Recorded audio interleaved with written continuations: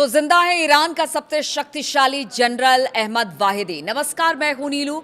तो इजराइल जिस जनरल अहमद वाहिदी को पिछले 5 महीने से मरा हुआ मान रहा था, वो अचानक ईरान के पूर्व supreme leader ayatollah Ali Khamenei साहब के ताबूत के पास बैठे दिखाई दिए। जनरल अहमद वाहिदी ईरान के सबसे शक्तिशाली जनरल हैं। Ahmad Vahidi Islamic revolutionary guard यानी कि IRGC के कमांडर इन चीफ है। इजरायली मीडिया ने बार बार दावा किया था कि उनकी मौत हो चुकी है, लेकिन इस तस्वीर के आने के बाद इजराइल के भी अब कान खड़े हो गए हैं। 8 जून को भी इजरायली अखबारों ने दावा किया था कि जनरल अहमद वाहिदी की मौत होने की संभावना है, लेकिन शुक्रवार को जब उस वक्त दुनिया के सामने आए जब तेहरान में दिवंगत supreme leader ayatollah Ali Khamenei के अंतिम संस्कार की इस वक्त तैयारी चल रही थी। ईरान की सरकारी मीडिया ने कुछ तस्वीरें जारी की है जिसमें जनरल अहमद वाहिदी को खामनेई के अंतिम संस्कार के बारे में एक बैठक में शामिल होते और फिर उनके ताबूत के पास बैठे हुए दिखाया गया।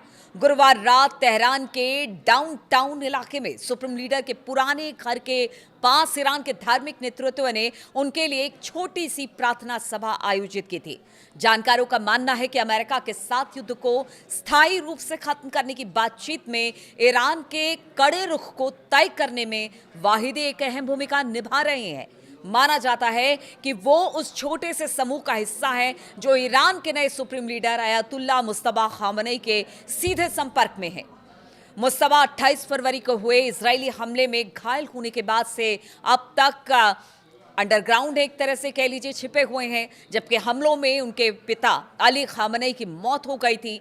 जनरल अहमद वाहिदी को ईरान का सबसे शक्तिशाली सैन्य कमांडर माना जाता रहा है।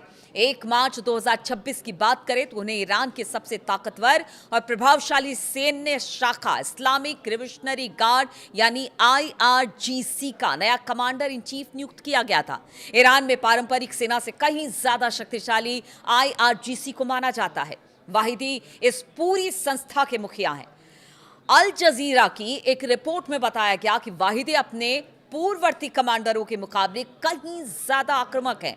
वो ईरान की उस खतरनाक कुर्द फोर्स के सबसे पहले कमांडर रह चुके हैं जिसका नेतृत्व बाद में जनरल कासिम सुलेमानी ने किया था, और इसी दौरान उन्होंने मध्य पूर्व में ईरान समर्थन सशस्त्र गुटों का एक पूरा नेटवर्क खड़ा किया था। साल 1994 में अर्जेंटीना की राजधानी ब्यूनस आयर्स में एक यहूदी कम्युनिटी सेंटर पर हुए इस बम धमाके की साजिश रचने के आरोप में इंटरपोल 2007 से ही उनकी तलाश कर रही है। अमेरिका और यूरोपीय संघ ने परमाणु कार्यक्रम और साल 2022 में महसा अमीनी की मौत के बाद हुए आंतरिक प्रदर्शनों को बेरहमी से कुचलने के आरोपों में उन पर कड़े प्रतिबंध भी लगा रखे हैं। जनरल वाहिदी 8 फरवरी के बाद से ही सार्वजनिक रूप से नहीं दिखाई दिए। ईरानी सरकारी मीडिया की तरफ से जारी वीडियो में तेहरान में उनके परिसर में हुसैनिया के पास खामनेई के लिए शोक सभा में जब वो दिखाई दिए तो अब सब ये देखकर भौचक्के हैं। देखिए, युद्ध की शुरुआत में ही इजरायली हवाई हमले में खामनेई और उनके परिवार के कुछ सदस्यों की मौत हो गई थी। सरकारी मीडिया ने बताया कि खामनेई का शव एक मंच पर रखे ताबूत में था और उनके सामने लाल ट्यूलिप फूल रखे हुए थे। उसके सामने छत से कागज की बनी तितलियां लटक रही थी।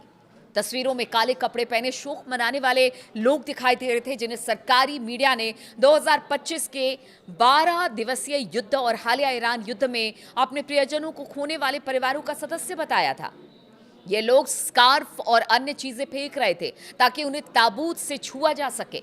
ईरान में ये एक आम रिवाज है। बाद में सरकारी मीडिया ने खामनेई साहब के ताबूत की तस्वीरें दिखाई जिस पर सफेद लिखावट वाला लाल झंडा ढका हुआ था और इस पर या हुसैन लिखा हुआ था, जो पैगंबर मोहम्मद के पोते की 7वीं सदी में हुए शहादत की याद में शिया समुदाय का एक संबोधन है।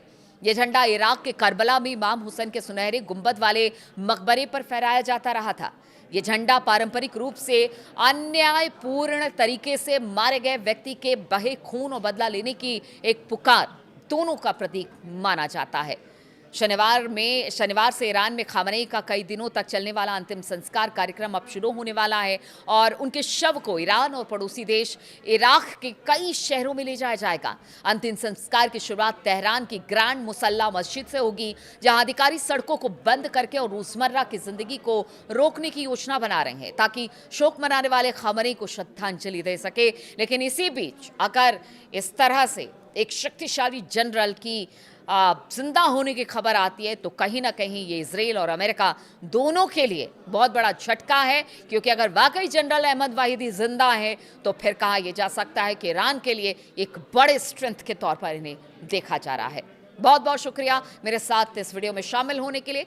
कमेंट्स करते रहिए ताकि आप क्या देखना चाहते हैं, आप क्या सोचते हैं, इस बारे में जानकारी मिलती रहे। बहुत बहुत शुक्रिया मेरे साथ जुड़ने के लिए।